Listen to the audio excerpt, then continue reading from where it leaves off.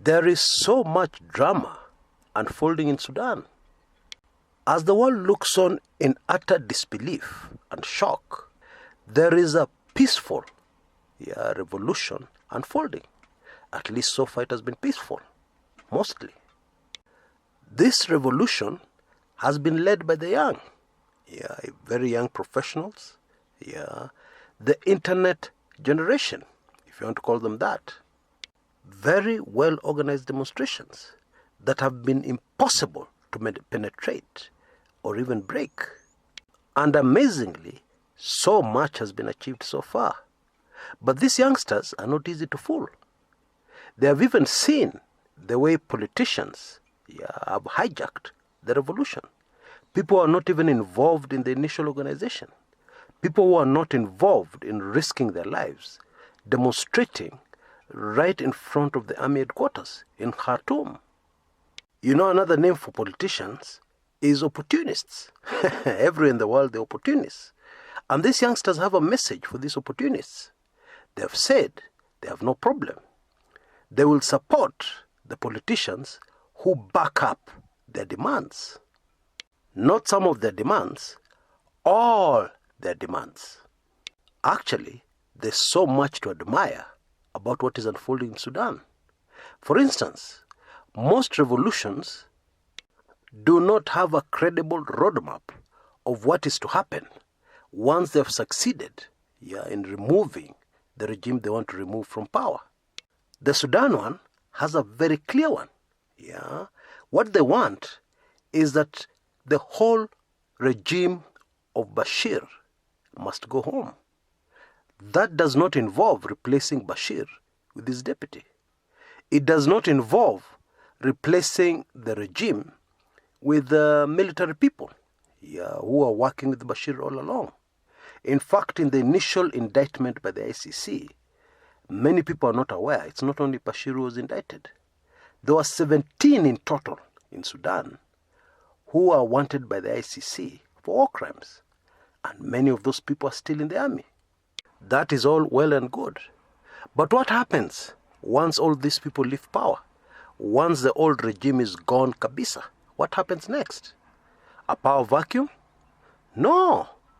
These youngsters have figured it all out. And this has really impressed me.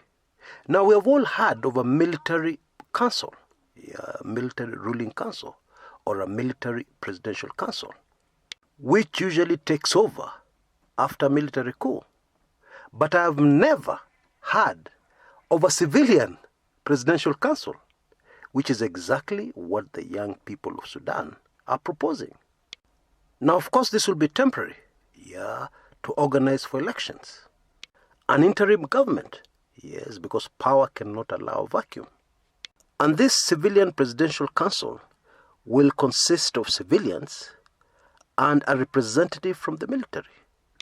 I'm guessing it will have a couple of leaders of the revolution, which should frustrate any evil plans, any opportunistic schemes of politicians. And then the cabinet will be independent technocrats, carefully chosen. Now. Is that brilliant or what? I'm sorry for my ranting, but I just couldn't help admire what's happening in our neighboring African country, on the continent of Africa. Anyway, back to what I was saying. And we're talking about games which politicians play.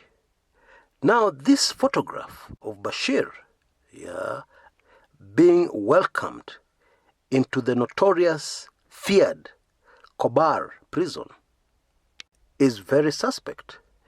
And most Sudanese do not believe that it's genuine. And they have good reasons. And I'll tell you why. Now, opinion is divided as to whether Bashir is in the country or he has already left. Although most people believe he's still in the country. But whatever the case may be, a very credible theory that has emerged is that he has been controlling everything that has been going on. His removal from power was not actually a removal from power.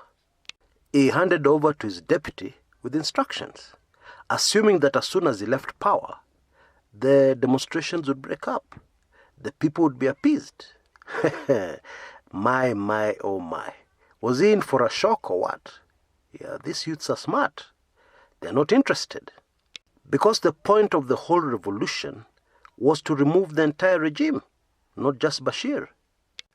And now that that has failed to work, especially after his deputy had to resign after only one day in power, it would be a very smart move, to convince everybody that Bashir is in prison. And not any prison.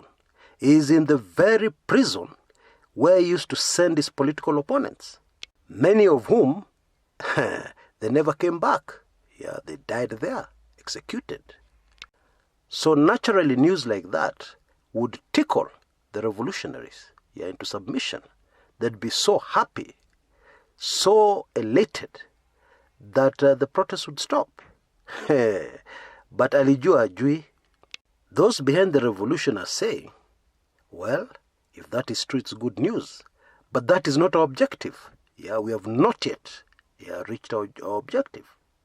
And amongst the questions Sudanese are asking is that there's another video of civilians raiding Bashir's home after the state security was withdrawn, moving from room to room, trashing his clothes, generally having fun at the place where the former dictator, president, used to live. Some say it was just one of his hideouts. Now for that one, there's a video. So why was there no video of Bashir entering Kobar prison? Is it because you cannot Photoshop a video? That's a credible question. Bottom line, the young gallant sons of Sudan will not be fooled that easily. No way. And so, nothing short of the entire regime falling will restore normalcy into Sudan. Nothing short of the restoration of democracy and freedom to the people will restore normalcy into Sudan. What an inspiration to the long-suffering people of very many nations who are under senseless dictators. Until next time, this is Chris Kumekucha.